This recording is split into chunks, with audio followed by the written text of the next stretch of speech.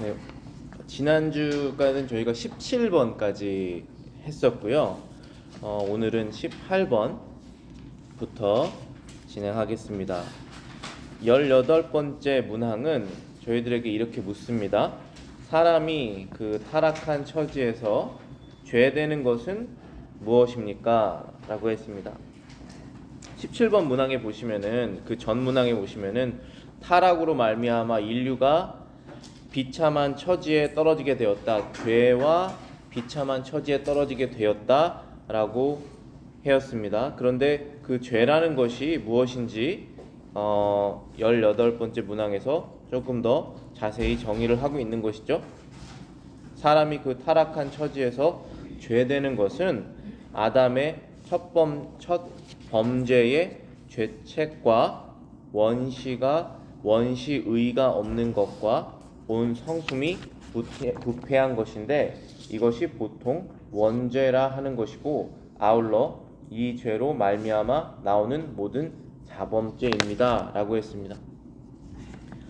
여기 우리 번역에 원시의라고 되어 있는 것이 원어로 보면은 original righteousness라고 되어 있습니다. 하나님께서 아담을 창조하실 때 아담뿐만 아니라 창조물들을 완전히 좋은 상태로 창조하셨죠.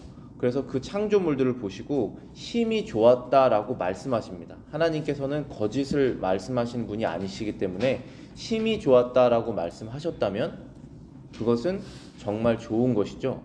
죄가 없는 상태를 뜻합니다. 아담이 그러한 상태로 창조되었는데 아담은 그 완전한 의를 잃게 되었습니다. 그것이 원시의가 없는 상태다라고 표현하고 있는 것입니다. 그 죄로 인해서 아담이 온 성품이 부패하게 되었습니다. 여기에서 말하는 그 성품이라는 것은 아담의 모든 본성, 그 본성이 다 부패하게 되었다는 것입니다. 그래서 부패하게 된 다음부터 범죄를 하기 시작합니다. 우리가 하나님과 교제할 때는 범죄로부터 보호를 받지만 하나님으로부터 떨어질 때는 범죄하기 쉽습니다.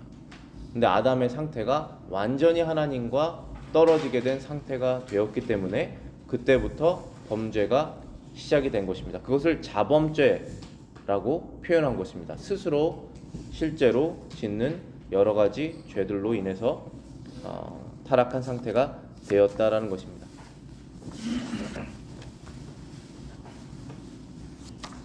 그럼 19번째 문항은 우리에게 이렇게 묻습니다. 사람이 그 타락한 처지에서 비참한 것은 무엇입니까? 모든 인류는 타락함으로 말미암아 하나님과 교제가 끊어졌고 하나님의 진노와 저주 아래 있으며 그로 말미암아 이 세상에서 온갖 비참함을 겪다가 결국 죽음에 이르고 영원히 지옥의 고통에 떨어집니다. 아담이 죄를 지은 후로 아담이 겪는 그 비참함은 무엇인가 하면은 하나님과 교제가 끊어졌다는 것입니다. 생명을 주시는 하나님께 교제가 끊어졌고 모든 거룩함을 주시는 하나님과 교제가 끊어졌기 때문에 그는 하나님의 진노와 저주 아래 있다. 그로 말미암아서 온갖 세상의 비참함을, 자신의 죄로 인한 그런 비참함을 겪다가 결국은 사람이 한번 죽는 죽음에 이르게 된다는 것입니다. 그 후로부터 영원한 지옥의 고통에 떨어지게 된다라는 것입니다. 우리 시편 말씀에 보면은 시편 51편 5절 말씀에 보면은 내가 죄악 중에 태어났고 죄 중에서 어머니가 나를 낳았다라는 표현이 있습니다. 다윗이 자신의 죄를 하나님께 고백하면서 그때 하나님께 고백했던 내용이 시편 51편에 기록되어 있는데요. 그때 고백하는 중에 이러한 고백을 하였습니다. 내가 죄악 중에 태어났다. 처음부터 태어났을 때부터 죄인이었다. 어머니가 나를 배에서 가지고 계실 때부터 나는 죄인이었다라고 다윗이 말하고 있습니다. 그것이 우리의 고백입니다. 아담이 원죄로 인해서 세상 사람들과 함께 세상 사람들이 아담의 원죄로 인해서 모두 함께 타락한 다음부터는 우리 모든 사람이 태어나면서부터 죄인으로 태어나게 되는 그런 비참한 상태이다라는 것이 성경의 증거입니다. 또한 이런 것이 있죠.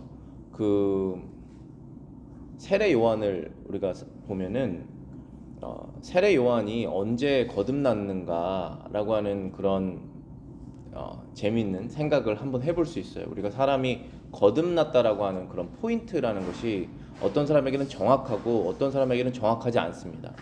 그렇지만 거듭났다라고 하는 증거는 보이죠. 근데 언제 거듭났는지는 그 포인트가 정확하지 않을 수 있습니다.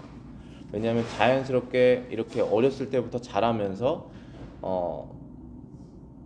모든 하나님의 말씀을 거부감 없이 그대로 받아들이고 자신의 죄를 깨닫고 하나님께 죄를 회개하면서 자연스럽게 자라나는 사람들도 있지 않습니까? 그럼 거듭남의 포인트가 없는 경우도 있어요. 그런데 거듭남의 증거는 있죠. 거듭남의 증거는 무엇입니까? 믿음이죠. 하나님을 믿고 성경을 자신의 하나님의 말씀으로 믿는, 그리고 죄를 회개하고 예수님을 구주로 믿는 그 거듭남의 증거는 있지만 언제 거듭났습니까? 했을 때 그 정확한 포인트를 대지 못할 수 있습니다. 어렸을 때부터 이렇게 자라났으면. 세례 요한의 같은 경우는 어머니 뱃속에서 거듭난 그러한 증거를 우리가 갖고 있죠. 성경에서 마리아가 6개월 때 세례 요한이 6개월 정도 됐고 마리아가 예수님을 잉태했을 때 세례 요한의 집에 엘리사벳의 집에 찾아갔을 때 엘리사벳의 복중에 있는 세례 요한이 예수님께서 오시는 것을 알고 복중에서 뛰놀았더라라고 하는 표현이 있습니다.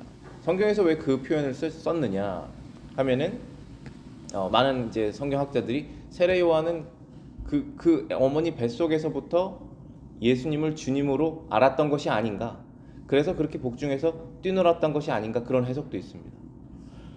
그러니까 우리가 어머니 뱃속에서 죄인으로 태어나는 것과 어머니 복중에서 거듭나서 태어나는 것과 그런 모든 것이 다 하나님의 신비로운 손길 가운데 있는 것이죠.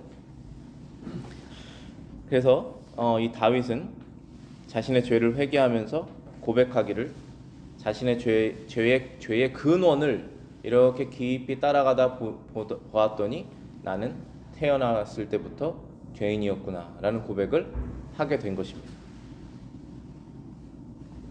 그 결과 하나님과의 교제가 끊어졌고 하나님의 진노와 저주 아래 있으며 온갖 비참함을 겪다가 결국 죽음에 이르는 것이 사람의 운명이었다. 그 후로 영원히 지옥의 고통에 떨어지는 것이 사람의 비참한 처지였다라는 것입니다. 구원자가 오기 전까지의 그런 상황이죠. 히브리서 9장 29절에 이렇게 말씀하십니다. 사람이 한 번 죽는 것은 정해진 것이고 그 후에는 심판이 있을 것이다. 사람이 한 번 죽는 것은 정해졌다는 사실은 하나님께서 정하셨다는 사실이죠. 사람이 한 번 죽는 것을 피하고자 여러 가지 시도를 하겠지만 하나님께서 정해주신 그 법칙은 변함이 없습니다. 한 번 죽는 것은 정해져 있고 그 후에는 심판이 있을 것이다 라는 것입니다. 20번째 문항 보겠습니다. 하나님께서 모든 인류를 죄와 비참한 처지에서 멸망하게 버려두셨습니까? 하나님께서 저와 여러분들을 이 비참한 처지에서 버려두시지 않은 것처럼 온 인류를 아담과 함께 타락한 그 상태에서 버려두시지 않으셨습니다. 그래서 성경이 창세기 2장 3장에서 끝나는 것이 아니잖아요. 창세기 2장 3장에서 아담이 선악과를 먹고 에덴 동산에서 쫓겨나고 하나님과의 교제가 끊어진 다음에 성경이 종결됐으면 우리는 구원의 방법이 없겠지만 그때부터 구원의 역사가 시작이 되는 것이죠. 하나님께서. 그래서 그 20번 문항이 그러한 내용을 담고 있는 것입니다. 하나님께서 버리셨습니까? 아니라는 것이죠. 하나님께서는 영원부터 오직 그분의 선하신 뜻대로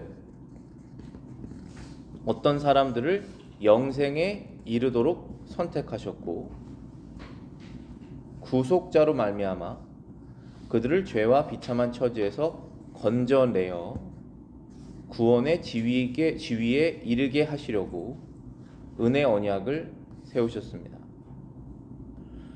자, 이 문항들, 이 문장들 자세히 살펴보겠습니다. 하나님께서는 아담과 함께 타락하여서 하나님과의 교제가 끊어지고 그들의 스스로의 죄로 인하여 진노와 저주 아래 있는 그 사람들을 다 버려두시지 않으시고 하나님께서 구원하시기로 작정하셨다는 것입니다. 근데 첫 번째 문장 보시면 하나님께서는 영원부터 오직 그분의 선하신 뜻대로 이 일을 하셨다는 것입니다. 하나님께서 세상 전부터 하나님의 백성을 구하시겠다고 작정하신다라고 하는 이 사실은 신비로운 사실이죠. 이건 미스테리입니다. 하나님께서 아담과 하와를 지으시고 선악을 알게 하는 나무도 있게 하시고 천사 중에 하나가 타락하여 마귀가 되는 것도 아시고 작정하시고 하나님의 아들을 이 땅에 보내셔서 그분을 통하여서 죄사함을 받게 하시는 이 모든 것들을 영원 전에, 세상이 창조되기 전에, 영원이라는 것은 시간 위에 존재하는 개념이죠. 공간도 없었을 때, 시간도 없었을 때, 세상이 없었을 때 이것을 작정하셨다라고 하는 것은 참으로 신비로운 사실입니다. 그런데 성경은 그 사실을 가감없이 저희들에게 늘 말씀하십니다. 영원 전에 작정하셨다. 그런데 그 작정이 너무나 감사하게도 구원이라는 것입니다.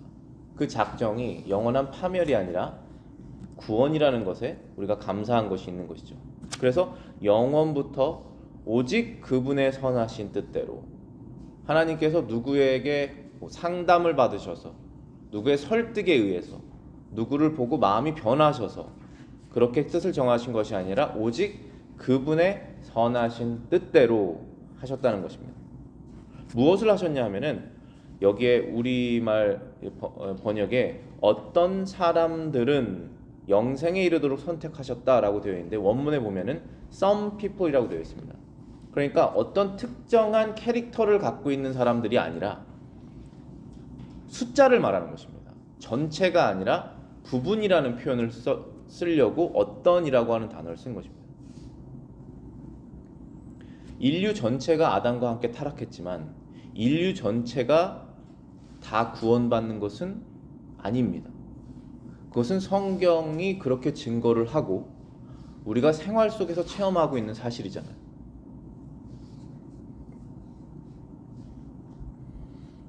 어떤 사람들을 영생에 이르도록 선택하셨다라고 하는 단어를 성경에서는 사용하십니다. 이것도 미스테리입니다. 저와 여러분들이 하나님께 선택받아서 죄와 사망과 지옥의 영원한 고통에서 건짐을 받고 예수 그리스도를 믿어서 건짐을 받게 됐다라고 하는 이 사실은 미스테리죠. 우리가 왜 선택됐는지도 모르고 여러분들이 신앙이 성장하시면서 신앙이 굳건해지면서 내가 정말 선택받았고 하나님께서 나를 버리시지 않는구나, 끝까지 나를 주님께로 인도하시는구나, 그런 것을 점점 깨닫게 되죠. 그런데 하나님께서 선택하셨다는 사실은 변함없는 진리입니다. 왜냐하면 우리가 스스로 알거든요. 내가 하나님을 선택한 것이 아니라는 것을 알게 됩니다. 신앙이 어렸을 때는 내가 하나님을 선택했다라고 생각을 하지만 시간이 지나면서 하나님께서 나를 선택하셨구나라는 것을 깨닫게 됩니다. 왜냐하면 우리가 하나님을 버리고자 하는, 하나님으로부터 떠나고자 하는 그러한 마음이 너무나 많기 때문에 그렇습니다. 하나님께서 끝까지 우리를 붙들어 주시는 그 하나님의 능력과 선하심으로 우리가 하나님께 붙들려 있는 것입니다. 예수 그리스도께 붙들려 있는 것입니다. 그래서 그분의 선하신 뜻대로 어떤 사람들을 영생에 이르도록 선택하셨다라는 것입니다. 그런데 그 방법이 무엇이냐 하면 구속자로 말미암아라고 되어 있습니다. 구속자라는 게 구원자라고 하면 우리가 savior라고 하는 단어를 쓰는데, 구속자라고 하면 redeemer라고 하는 단어를 씁니다. 이 redeem이라고 하는 단어는 우리말 속자, 이 속의 의미랑 비슷하게 값을 주고 샀다라는 뜻이 포함되어 있는 것이에요. 예수 그리스도의 피 값으로 저와 여러분들이 사진 것입니다. 용서했을 때 그 사가 샀다라는 것이 아니라 돈을 주고 샀다라고 하는 그 표현 있죠. 우리가 그리스도의 피 값으로 얻어지게 된 것입니다. 그래서 구속자라는 표현을 쓰신 것이고, 구속자로 말미암아 그들을, 여기서 그들은 누구죠? 그 좀 전에 나왔던 어떤 사람들입니다. 그들을 죄와 비참한 처지에서 건져내어 구원의 지위에 이르게 하시려고 은혜 언약을 세우셨다. 만약에 이 언약이 없었으면, 하나님의 계획이 없었으면 우리는 아담과 함께 타락하여 죄와 비참한 처지에 머물러 있었을 것입니다. 그런데 그 처지에서 건져내셨다라고 했습니다. delivered 된 것이죠. 꺼내진 것입니다. 그래서 꺼내져서 어떠한 상태가 됐냐 하면은 구원의 지위에 이른다. estate of salvation. 그 상태가 됐다라는 것입니다. 그렇게 하시려고 은혜 언약을 세우셨다. 여기에서 언약이라고 하는 단어가 나오죠. 이것은 하나님께서 계약을 하신 것입니다. 이것은 법적 효력이 있는 계약이에요. 그런데 이 언약을 계약이라는 표현으로 쓰지 않는 이유는, 계약은 비슷한 사람이, 상태가 비슷한 사람이 어떠한 조건 안에 계약을 하는 것인데, 이 언약이라는 것은 하나님께서 자신의 몸을 낮추셔서 계약을 하실 필요가 없는데 이 언약을 맺으신 것입니다. 그래서 그것을 언약이라는 표현을 쓰고 은혜 언약이라고 하는 용어를 쓴 이유는, 하나님께서 은혜로서 우리를 구원하시는 계약을 하셨기 때문에 은혜 언약이라고 표현하는 것입니다. 그래서 저와 여러분들이 구원을 받은 것은 죄와 하나님의 진노에서 건짐을 받게 된 이유는 하나님께서 은혜로우시기 때문에 그렇게 하신 것입니다. 저와 여러분들은 하나님에게 죄 용서를 받을 만한 자격이 없습니다. 그 일을 한 일도 없습니다. 그 자격을 얻어낼 수 있는 일을 한 일도 없습니다. 그런데 하나님께서 은혜로우셔서 어떠한 사람들을 작정하셔서 구원해 내시는 것입니다. 근데 그 방법을 하나님의 가장 지혜로운 방법으로 구속자를 통해서 구원하시는 것을 선택하신 것입니다. 그분은 바로 하나님의 아들이시죠. 그것이 20번의 문항의 내용이었습니다. 예수님께서 이런 말씀하십니다. 제자들에게 부름받은 자는 많으나 선택받은 자는 적다. 이게 무슨 뜻입니까? 부름받은 자는 많으나 선택받은 자는 적다. 우리가 맨 처음에 다 같이 일어나서 예배를 드릴 때 그거를 예배 선언이라고 우리말로는 되어 있는데 영어로는 call to worship이에요. 예배로 부른다. 그러니까 군대에서 크게 나팔을 불면은 군인들이 딱 집합을 해야 되는 것처럼 하나님의 백성들이 그 call to worship, 예배 선언이 있을 때 그 자리로 딱 모이는 것입니다. 그것이 바로 부름을 받았다는 뜻입니다. 그런데 안타깝게도 우리 이 전 세계의 그 교회 숫자가 얼마인지 모르지만 전 세계의 교회의 모든 인원을 숫자로 지금 가늠할 수 있다면 그 안에서 전체 100%가 다 하나님의 나라에 들어가는 사람들인가? 그렇지 않죠. 그렇기 때문에 부름받은 자는 많으나 선택받은 자는 적다라는 말씀하신 것입니다. 예수님께서 말씀을 전하실 때 사람들이 다 와서 그 말씀을 듣기를 원했습니다. 그런데 그 중에 많은 사람들이 마지막에는 다 떨어져 나갑니다. 왜냐하면은 그 사람들이 예수님의 그 기적, 아주 조그만한 음식을 가지고 수천 명을 먹이시는 그러한 기적을 통해서 이분 옆에 있으면 먹고 사는데 지장이 없겠구나라고 하는 그런 마음으로 주님을 따랐던, 예수님 곁에 갔었던 사람들이 나를 따르려면 좁은 길을 가야 한다, 십자가를 지고 와야 된다라는 얘기를 듣고 떨어져 나가기 시작했습니다. 부름받은 사람 많으나 선택받은 자는 적다라는 것입니다. 그래서 하나님께서 선택하시고 끝까지 구원해내시고 그 선택받은 자들에게는 구속자를 믿는 그 믿음을 주신다는 것입니다. 21번 문항은 이렇게 묻습니다. 하나님께서 선택하신 사람들의 구속자는 누구이십니까? 하나님께서 선택하신 사람들의 구속자는 오직 주 예수 그리스도이십니다. 그분은 하나님의 영원한 아들로서 사람이 되셨고 한 위의 양성을 가지신 하나님이시고 사람이셨으며 지금도 그리고 영원토록 그러하십니다. 하나님께서 영원전에 사람을 구원하고 구속하는 방법으로 선택하신 분은 하나님의 아들 예수 그리스도이시라는 것입니다. 그분은 영원한 하나님의 아들이시고 아들이신데 사람이 되셨습니다. 이 방법을 하나님께서 정하신 것입니다. 하나님의 놀라운 지혜 가운데 누구에게 상담받으신 것도 아니고 마음이 바뀌셔서 하신 것도 아니고 하나님께서 태초에 그렇게 정하신 것입니다. 하나님의 아들이 사람이 되신 그러한 방법입니다. 여기에 한 위라고 되어 있는 이 위격이라고 하는 단어를 쓸 때 그 위는 영어로는 person입니다. person이라고 하는 단어를 우리는 한 사람이라고 할 수밖에 없어요. 우리 말로는. 근데 사람만은 아니시니까 예수님께서 위라고 하는 단어를 지금 쓴 건데요. 한 위에 양성을 가지신다. two natures가 있다라는 것입니다. 그때 두 가지 네이처, 양성은 하나님과 사람이십니다. 완전히 신비로운 사실이죠. 이 신비로운 사실은 우리가 한 사람인데 내가 몸이 있고 내 안에 영이 있다라고 하는 사실로 조금은 이해할 수 있습니다.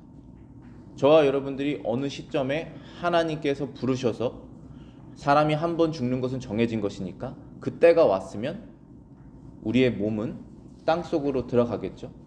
그렇지만 성경에서 우리의 영혼은 불멸한다라고 말씀하셨기 때문에 분명히 몸에서 영혼이 분리될 것입니다. 그것이 죽음이라고 하는 거 정의지 않습니까?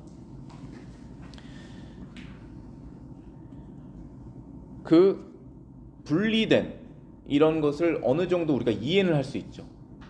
그래서 이러한 개념으로 보면은 동정녀 마리아에게 나신 그 나사렛에서 나신 예수라고 하는 그분이 하나님이시면서 아들이시라고 하는 이 양성을 갖고 계시다는 것입니다. 완전한 하나님과 완전한 사람, 이 두 분이 결합되어 계신 분이 예수 그리스도이시며 이분은 하나님의 아들이시라고 하는 사실을 성경은 우리에게 증거합니다. 그것을 우리는 믿고 그분을 나의 구원자로 믿는 것입니다. 지금도 그리고 영원토록 그러하십니다. 그러니까 하나님께서 선택하신 사람들의 구원자 예수 그리스도는 지금도 하나님이시며 사람이시며 영원토록 그러하십니다라고 하는 사실도 미스테리한 부분입니다.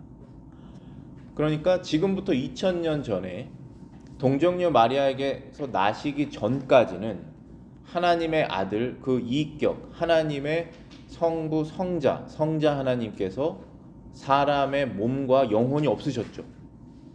그러나 영원부터 계셨던 분이시지 않습니까? 그런데 나신 다음부터는 그 사람의 몸과 영혼이 영원하다는 것입니다. 하나님이신 것은 원래부터 영원했고 그 표현이잖아요. 지금도 그리고 영원토록 그러하십니다. 그러하시다는 것은 양성을 가지신 하나님이시며 사람이신 사실이 그러하다는 것입니다. 그래서 우리가 천국에 올라가면은 부활하신 예수님, 몸으로 부활하신 그 예수님을 얼굴과 얼굴로 눈으로 볼 수 있다라고 표현이 있잖아요.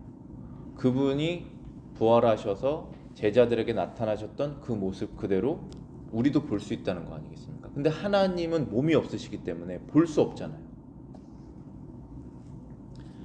그런데 예수님은 사람이시기 때문에 볼 수 있는 것입니다. 그래서 우리가 천국을 더 확실하게 믿는 것이죠. 왜냐하면 그분이 계시기 때문에.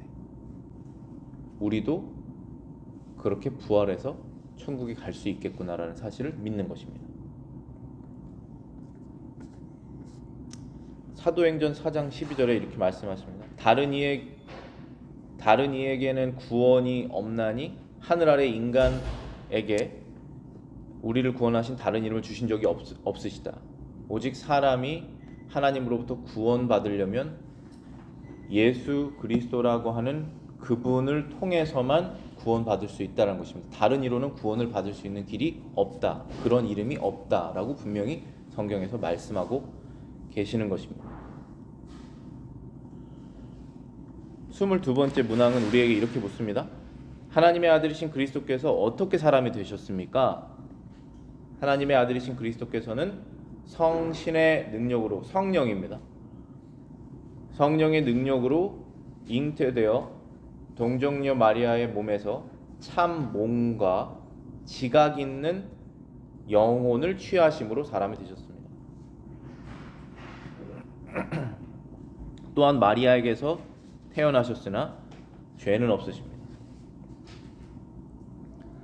하나님께서 아담과 함께 타락하여서 형벌을 받아야 되는 그 사람들을 구원하시기 위해서 사람이 필요하셨습니다. 그런데 죄 없는 사람이 필요하셨습니다.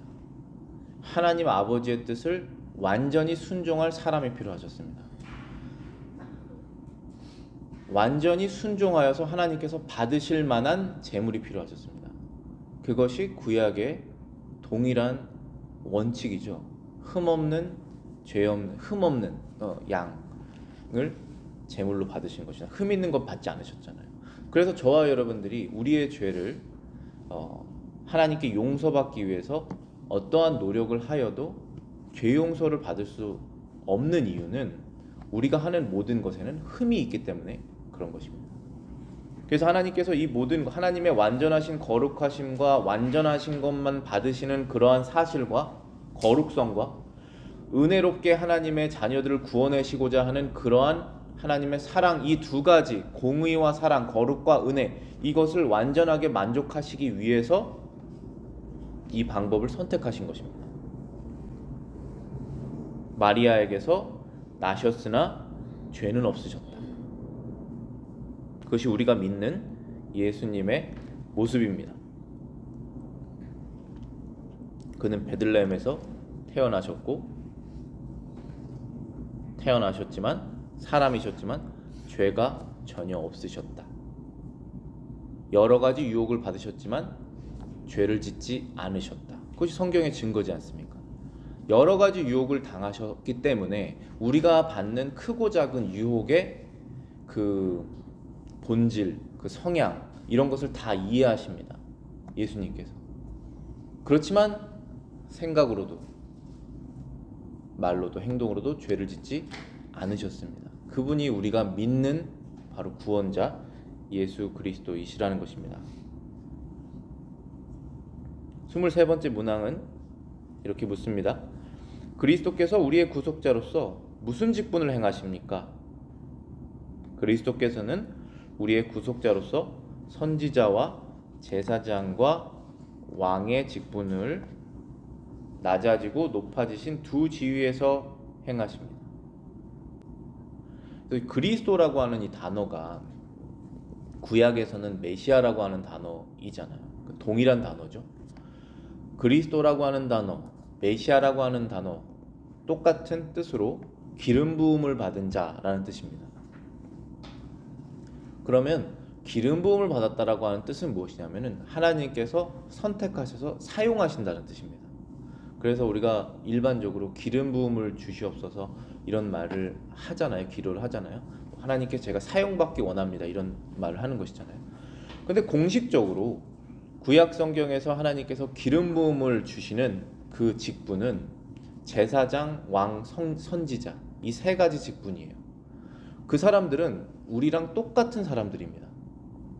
엘리야가 우리랑 똑같은 성정을 가지고 있는 사람이었으나 기도하였더니 하나님께서 비를 멈추시고 비를 내리신다라고 말씀하시잖아요. 성경에서 우리랑 똑같은 성질의 사람입니다. 똑같이 죄인이고, 근데 하나님께서 선택하셔서 그 사람을 특별하게 사용하신 것입니다. 하나님의 목적을 이루시기 위해서. 그러한 직분들이 구약에서 선지자, 제사장, 왕이었습니다. 근데 이 기름 부음을 받은 자들의 이 세 가지 직분은 결국은 누구를 이렇게 보여주는 것이냐면은 예수님을 보여주는 것이죠. 그래서 예수님께서 우리에게 하신 것을 우리가 성경을 통해서 보다 보면 그분은 참 선지자, 구약의 선지자들이 했던 모든 것들이 결국은 예수님께서 하시는 그 선지 사역을 미리 보여주신 것이구나, 예수님이 참 선지자시구나라는 걸 깨닫게 됩니다. 예수님께서 우리에게 또 하신 그 사역들을 보면은 그분은 참 제사장이셨구나. 구약 성경에서 제사장들이 했던 역할이 결국은 예수님을 예표하는 것이구나 라는 걸 알게 되는 것이고, 그분은 참 왕이셨구나. 사울이 그 왕의 역할을 잘 못해서 쫓겨났었던 그런 모습, 다윗이 하나님께 기름 부음을 받고 왕으로서 하나님의 백성들을 올바르게 인도했던 그러한 모습, 사울에게는 없었던, 다윗에게는 있었던, 솔로몬이 끝까지 실현하지는 못했던 그러한 진정한 왕의 모습이 바로 예수님 안에 있는 것이구나. 그래서 나의 삶에 예수님께서 나를 통치하시기를 우리가 원하게 되는 것이죠. 그 역할을 하신다는 것이 지금 23번의 문항입니다. 무슨 직분을 행하셨습니까? 선지자와 제사장과 왕의 직분을 행하셨는데 낮아지시고 높아지시는 두 지위에서 행하셨다라고 했습니다. 그 다음 문항은 그리스도께서 선지자의 직분을 어떻게 행하십니까? 라고 묻습니다. 어떻게 행하셨죠? 그리스도께서는 선지자로서 우리를 구원하시려는 하나님의 뜻을 그분의 말씀과 성령으로 우리에게 계시하십니다. 이것이 바로 선지자가 하시는 일이죠. 선지자는 하나님의 말씀을 받아서 하나님의 말씀을 모르는 사람들에게 알려주시는 것이 선지자의 역할이죠. 물론 선지자가 미래를 얘기하는 그러한 예언도 많이 하지만 감추어진 하나님의 뜻을 알려주는 것이 더 큰 목적이죠. 하나님께서 구원하실 것이다, 심판하실 것이다, 이러한 하나님의 뜻을 알려주다가 보면은 그것이 미래의 상황이면 미래의 일을 얘기를 하게 되는 것이지, 선지자가 꼭 미래의 일을 예언하는 그러한 일을 담당했던 사람들은 아니죠. 하나님의 뜻을 알려주는 역할을 하는 것이죠. 근데 여기에서 그리스도는 하나님의 뜻, 특별히 우리를 구원하시려고 하는 하나님의 뜻을 그분의 말씀과 성령으로 우리에게 계시하시는 것입니다. 저와 여러분들이 예수님을 통해서 하나님의 아들, 죄 없는 흠 없는 그분의 십자가 대속 사역을 통해서 하나님께 우리가 죄 용서받고 구원받을 수 있습니다 라고 하는 이 성경 말씀, 이 성경 말씀을 우리에게 알려주시고, 그리고 알려주시는 것에서 끝나는 것이 아니라 그것을 우리 어린아이도 이해할 수 있는 지금 복음의 단순함이지 않습니까? 지금 제가 말한 것은 이것을 머리로 듣고 이해하여서 당연히 이해할 수 있는 부분입니다. 3살, 4살 아이도 그것이 마음으로 심겨지는, 이건 성령이 하시는 일이에요. 이건 아무도 할 수 없습니다. 이건 부모도 할 수 없고 목사도 할 수 없고 아무도 할 수 없는 일입니다. 그것이 마음으로 심겨지는, 즉 하나님의 말씀을 성령으로 우리에게 계시하시는 일을 예수님께서 하신다는 것입니다. 지금 제가 말씀드렸던 이 단순한 구원의 진리는 사람이 만들어낼 수 없는 스토리잖아요. 이렇게 사람이 이렇게 될 것이다라고 사람이 생각해낸 것이 아니라 하나님께서 정하신 것을 알려주는 것이죠. 예수님께서 2000년 전에 십자가에서 죽으신 그 역사적인 사건은 이미 발생했고 그것이 무슨 뜻인지를 알려주시는 것이잖아요. 그것을 알려주시는 역할을 선지자들이 구약에서 늘 해왔던 것이고 앞으로 이렇게 될 것이고 흠없는 어린 양을 예표하는 그 예수님께서 오셔서 우리를 위해서 죽으실 것이고 믿는 자는 살 것이다. 아브라함이 그렇게 믿음으로 구원을 받았다라고 하는 것을 구약에서 늘 말했고 신약에서는 이렇게 발생했던 그 사실 역사적 사건이 지금 당신에게 무슨 의미가 있습니다라는 것을 알려주는 것이잖아요. 그것을 알고 마음으로 믿게 되는 그 사역을 예수님께서 하신다는 것입니다. 그래서 예수님께서 참 선지자 역할을 하신다는 것이죠. 두 번째는 제사장의 직분을 어떻게 행하셨습니까? 그리스도께서는 제사장으로 단번에 자신을 제물로 드렸다. 하나님의 공의를 만족시키셨다. 우리를 하나님과 화목하게 하셨으며 또한 우리를 위하여 항상 간구하십니다. 제사장은 구약에서 제사장이 했던 일이 무엇입니까? 이스라엘 백성이 죄를 날마다 짓는데 그 죄를 짓는 그 상태로는 하나님 거룩하신 하나님과 연합할 수가 없기 때문에 가까이 갈 수가 없기 때문에 죄를 지면 하나님께서 떠나버리시지 않습니까? 그래서 계속적으로 떠나시지 않도록 계속 우리가 하나님과 함께 있을 수 있도록 죄를 씻는 제사를 드리는 것이었잖아요. 그게 아침 저녁으로 자신이 갖고 있는 흠없는 제물을 하나님께 드린다. 여기에서 드린다라는 표현을 썼잖아요. 그것을 드려서 죄를 씻는 것입니다. 그것을 아침 저녁으로 했던 것이에요. 근데 그것을 단번에 하셨습니다. 그것이 십자가에서 자신의 몸을 죽음에 내어주심으로 제사를 드린 것입니다. 그래서 사람들은 하나님의 이 깊은 그 사랑과 지혜를 알지 못하는데 그것을 따라합니다. 그래서 인신제사 같은 거 막 드립니다. 그런 역사가 많죠. 그렇게 해서 신의 진노를 누그러뜨리려고.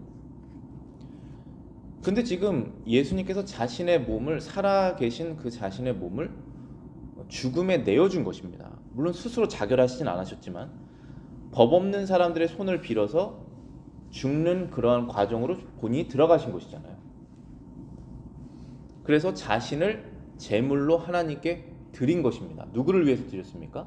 하나님께서 영원 전에 작정하셔서 선택하시고 구원하시기로 하신 그 사람들을 위해서 죽으신 것입니다. 그래서 그분이 우리의 제사장인 것이에요. 그래서 우리는 제사를 더 이상 드리지 않습니다. 왜냐하면 예수님께서 단번에 자신을 하나님께 제물로 드렸고 이미 드려졌습니다. 2000년 전에 드렸고 하나님의 공의가 만족됐습니다. 만족됐다는 것은 더 이상 찾지 않는다는 것입니다. 그래서 더 이상 우리는 하나님께 제물을 드리지 않습니다. 저와 여러분들이 일주일 동안 살면서 여러 가지 죄를 지을 수 있죠. 그 죄는 예수님께서 십자가에서 이미 다 제물을 바치셨습니다. 저희가 이 시간에 나와서 주일날 이 시간을 드리는 것, 여러분의 헌신을 드리는 것, 그리고 헌금을 드리는 것, 이것은 제물이 아닙니다. 이것은 하나님 안에 내가 있는 증거고 감사고 나의 표현이지 그것을 통해서 나의 일주일 동안 지은 죄를 삭감하는 그러한 작업, 구속 작업을 하는 것이 아닙니다. 그것을 하나님께서 미워하십니다. 싫어하시고 하나님께서 원하시지 않습니다. 왜냐하면 이미 끝났기 때문입니다. 그래서 자신을 제물로 완전히 드리신 것이 예수님께서 우리를 하신 일이셨고 그 일을 하셨기 때문에 우리가 그분이 참 제사장이셨구나라는 것을 알게 되는 것입니다. 그리고 지금도 현재로 진행되는 일은 제사는 이미 끝났지만 우리를 위하여 항상 간구하신다라는 표현이 있습니다. 이게 영어로는 intercedes라고 되어 있는데 우리가 중보라는 그 단어를 가끔 써요. 우리가 중보 기도를 한다. 중보 기도를 한다. 당신과 하나님 사이에 내가 중간에 껴서 당신이 하지 못하는, 어떻게 보면은 당신이 하는 기도를 하나님께서 들어주시기에 뭔가 부족하니까 내가 참여해서 중보 기도를 해줄게. 그런 단어를 우리가 쓰지 않습니다. 왜냐하면 하나님과 그 사람 사이에 아무도 낄 수가 없어요. 하나님과 사람 사이에는 오직 예수님만 껴 계십니다. 하나님과 사람 사이에 중간에 계신 분은 하나님이시며 사람이신 예수님밖에 없으세요. 우리는 성도로서, 형제자매로서 서로를 위해서 기도하는 것이지 그 사람을 대신 기도를 받아서 하나님께 드리는 행위를 할 수 없습니다. 근데 예수님께서는 그 행위를 하신다는 것이에요. 지금도 저희가 기도를 했을 때 어떻게 마지막에 기도를 마무리하죠? 예수 그리스도의 이름으로 기도합니다. 그건 주문이 아니에요. 그것은 무슨 애들이 만화에서 보고 하는 마지막에 그 주문을 해야지 기도가 상달되고 그러는 것이 아니라 그 믿음으로 기도했다는 것입니다. 내가 이 기도를 한 것을 하나님께서 받으실 이유도 없고 내가 하나님께 기도할 자격이 없지만 이 모든 것들을 예수님을 통해서 하나님께 드린다는 나의 고백입니다. 우리가 그걸 어릴 때 잘 몰랐을 때 있어요. 그렇지만 그렇게 하셨었던 것입니다. 지금까지. 그래서 우리가 신앙이 더 자라면서 하나님과 내 사이에서 늘 중보하셨던 예수님을 발견하게 되는 것입니다. 그래서 예수님께서 중보의 직분, 제사의 직분을 하신 것이죠. 그다음 26번 보겠습니다. 그리스도께서 왕의 직분을 어떻게 행하십니까? 왕으로서 우리를 자기에게 복종하게 하시고 우리를 다스리고 보호하시며 그분의 모든 원수들 곧 우리 원수들을 제어하시고 정복하십니다. 왕은 정복을 해야죠. 다윗 왕이 이스라엘을 통합했습니다. 그리고 주변의 가나안 사람들을 다 물리쳐서 평화를 얻어냈지 않습니까? 그 평화를 솔로몬이 누린 것이고 예수님께서 그 왕의 직분을 지금 우리에게 행하신다는 것입니다. 그럼 우리는 싸워야 되는 대상이 뭐죠? 혈과 육의 싸움의 대상이 아니라고 분명히 말했잖아요. 우리가 정치적으로, 경제적으로 이 세상을 정복하는 것이 아닙니다. 우리 그리스도인들은 영적인 싸움을 한다고 그랬죠. 우리 마음속에 일어나는 그 영적인 유혹들, 사회 가운데 죄악이 파고드는 그러한 영적인 싸움을 하는 것을 제도로서 막으려고 하는 것이지 그것을 어떠한 나라를 형성하려고 하는 것이 아니잖아요. 우리가 그 일을 예수님께서 왕으로서 지금 하신다는 것입니다. 그러려면 먼저 우리가 그분께 복종을 해야 됩니다. 당신은 나의 왕이십니다. 사람이 얼마나 왕을 갖기 싫어합니까? 다른 사람은 왕을 갖기 싫어하지 않습니까? 근데 이분은 우리의 왕이신 거예요. 우리가 그분께 복종하고 그분이 우리의 왕으로서 그분의 원수를 제어하십니다. 그분의 원수는 우리를 죄 가운데 빠지게 하는 마귀입니다. 그 원수를 제어하십니다. 죄가 더 커지지 못하도록 끊으십니다. 죄가 더 자라지 못하도록 상황을 바꾸십니다. 말씀으로 우리를 깨우치십니다. 제어를 하시는 것이에요. 그게 왕의 역할입니다. 27번까지 하고 마치겠습니다. 그리스도의 낮아지심이 무엇인가? 그리스도의 낮아지심과 높아지심이 있는데 짧게 보면은 낮아지심은 사람으로 태어나신 것이다. 비천한 형편에 태어나셨다. 율법을 만드신 분이 율법을 지켜야 되는 그런 상태로 태어나셨다. 여러 가지 비참함을 겪다가 하나님의 진노와 십자가의 저주의 죽음을 받으셨고 죽으셨다. 무덤에 3일 동안 묻히셨다. 이것은 정말 비참한 것이죠. 하실 이유가 없었던 것입니다. 그것을 우리를 위해서 행하셨다는 것입니다. 그것이 예수님의 낮아지셨습니다.